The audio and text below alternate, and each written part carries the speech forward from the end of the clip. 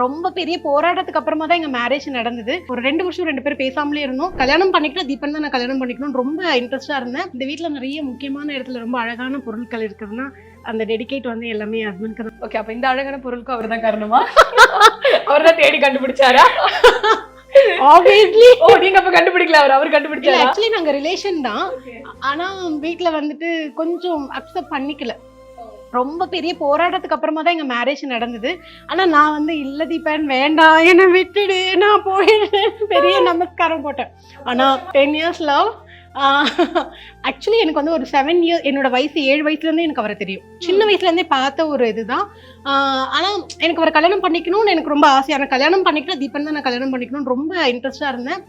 ஆனா ஃபேமிலியோட சுச்சுவேஷன்னால நான் வேண்டாம் அப்படின்னு சொல்லிட்டு தீபனை விட்டுட்டேன். கொஞ்ச நாள் பேசாம ஒரு 2 வருஷம் 2 பேரும் பேசாமலே இருந்தோம்.